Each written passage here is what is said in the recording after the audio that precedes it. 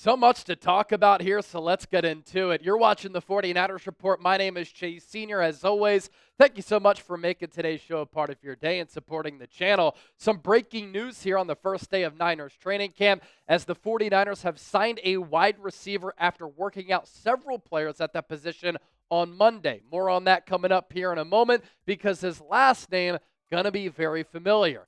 But Niners training camp officially underway. First practice for San Francisco is tomorrow at the SAP Performance Center in Santa Clara. The Niners looking to get back on track as an organization after last year's disappointing 6-11 season. So with that, if you're pumped up about the return of Niners football, I want you to hit that thumbs up icon and like the video right now. As for the current situation for the 49ers at the wide receiver position, of course, last year in October, Brandon Aiyuk, after he got that $30 million per year contract against the Kansas City Chiefs, tore his ACL and his MCL. We're not sure when he is going to return, and we just got an update from Niners general manager John Lynch. More on that in a moment. Ricky Pearsall starting training camp on PUP. When is he going to return with yet another hamstring injury? Last year, he did nothing pretty much throughout training camp and in the preseason because of a shoulder issue and a hamstring ailment. We have an update on him coming up here in a second.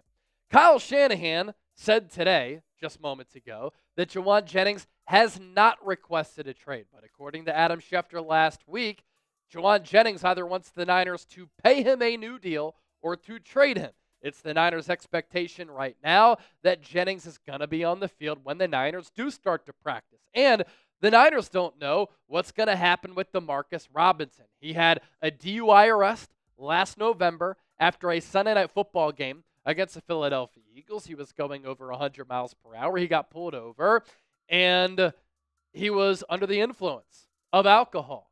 And so he is not going to serve jail time, but we're not sure if the NFL is going to suspend him 4 games, more, less, because the NFL takes these situations very seriously, and the Niners just said, we don't have an update, and we're not sure what's going to happen with Demarcus Robinson.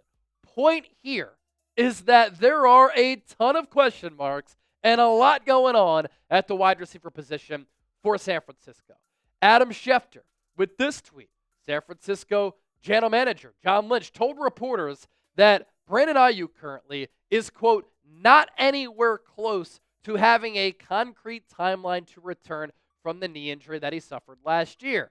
He said that there was a lot that happened inside that knee when he got hurt, taking that hit, which was a brutal blow to his knee.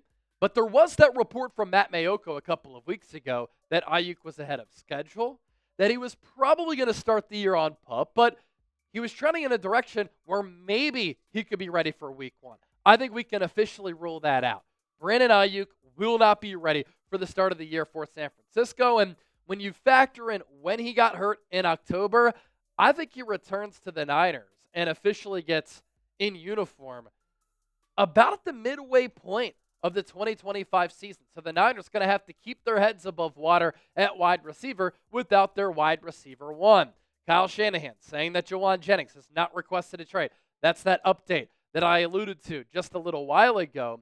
As far as Ricky Pearsall, he's starting training camp on PUP, but he is likely to come off of that the first few days of training camp. I don't care about this update. I need to see it for myself because in the spring, Kyle Shanahan had said, we're being safe with Ricky Pearsall and that hamstring issue. If we needed him to practice, he could have. But we're going to err on the side of caution, and he's not going to practice throughout mandatory minicamp, but he will be ready for the start of training camp. Well, training camp is here, and Pearsall is not ready. I worry about the injury problems that he's had outside of the gunshot wound. That's not an injury problem to start his career. The Niners need him to be a productive player and to take a big leap from year 1 to year 2. And I say all of this, and I think it's very important, because the offense for the Niners in 2024 never found a groove, never found a rhythm. They were clunky. They were penalty-riddled. They were awful on third down and in the red zone. And I think a big reason for that, due to injuries, as the Niners were the number one most injured team in football last year, second most injured offense in the NFL, was because injuries and a lack of continuity led to a very up and down, ugly, Jekyll and Hyde, non-rhythmic offensive performance for San Francisco a season ago. Which brings us to this.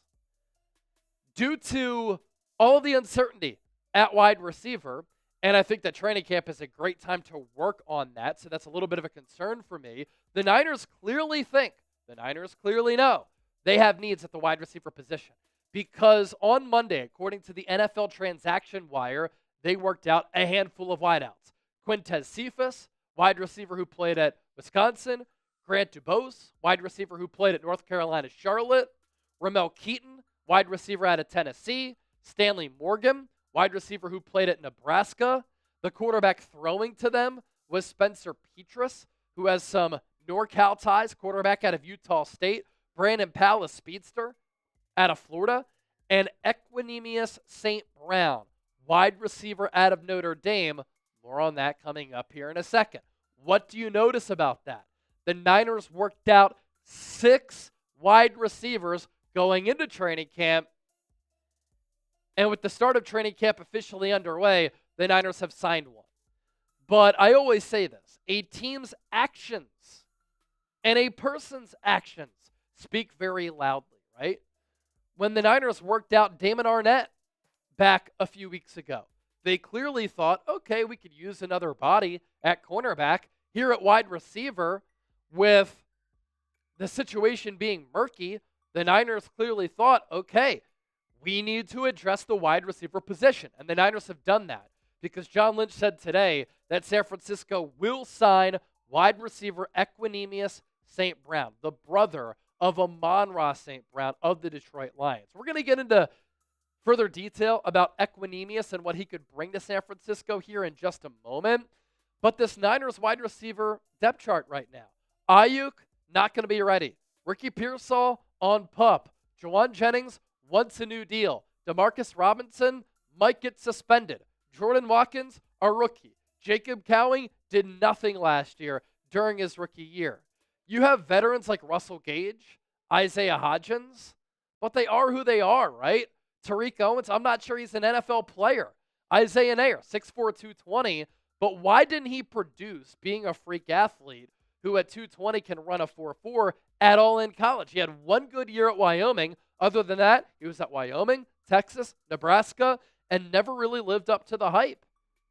Freak athlete, but you got to be able to be more productive in college. And is he all of a sudden just going to tap in to those freakish abilities and be a productive player? Obviously, you have question marks there. Junior Bergen, 7th round selection, but he's an FCS player who Kyle Shanahan said, we're going to work him primarily as a return man.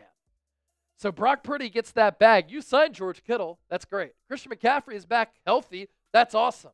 But at the wide receiver position, who the hell is Brock Purdy going to throw to? So I posed this question. Are you worried about the Niners wide receiver spot? Type yes, type no. Join the conversation down in the comment section right now. Coming up next, insight on all of these wide receivers, what they could bring to San Francisco, because I'm not ruling out the Niners signing another one outside of Equanimeous St. Brown, and then we'll talk about St. Brown as well. Stay tuned for that. But first, I want to pause and tell you about our sponsor, our friends at Ridge. The Ridge wallet is a game changer. This has been an incredible addition to my wardrobe, if you will, throughout the summer. I hate having bulky pockets. My wallet was getting to a point where it looked like a big, fat, crusty brick. And I hate having too much in my pockets. That's why the Ridge wallet is a game changer. You can fit up to 12 cards in this. And I have so many, it's still about as wide as my iPhone. It also has a sleek, modern, durable design. It's so durable, given the materials that these have, that you're not going to have to get a wallet ever again. And if you want a Niners wallet, there is a carbon-looking San Francisco 49ers Ridge wallet that you can get today. Head to ridge.com/chat. Use the code chat, and you can see it all for yourself. Made with premium materials like aluminum, titanium, carbon fiber. It can fit up to 12 cards plus cash. All Ridge products have a lifetime warranty.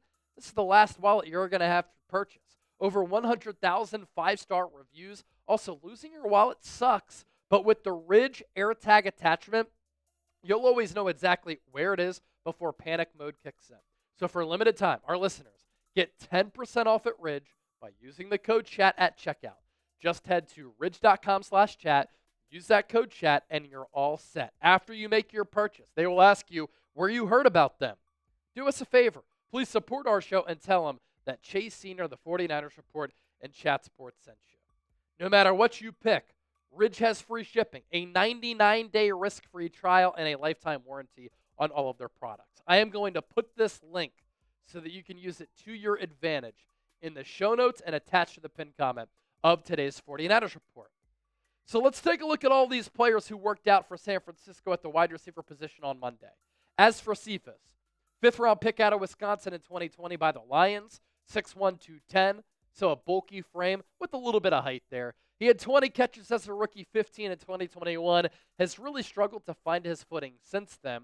A big reason for that, there was an injury, but also got suspended in 2023 because of a gambling violation. NFL taking that very seriously, even though they're in bed with a lot of gambling sponsors. And since then, Cephus has bounced around. DuBose, 7th-round pick in 2023 by the Green Bay Packers. 6'2", 201, ran a 4.57 40-yard dash in the pre-draft. So a little bit slow, but he's a taller player who can play inside and outside. He has not had any regular season snaps. As for Ramel Keyton, 6'3", 197 pounds, a UDFA out of Tennessee. He signed with the Raiders, only caught one pass with Las Vegas last year. I don't think the Niners will go this route on top of Equanimeous St. Brown, that is for sure.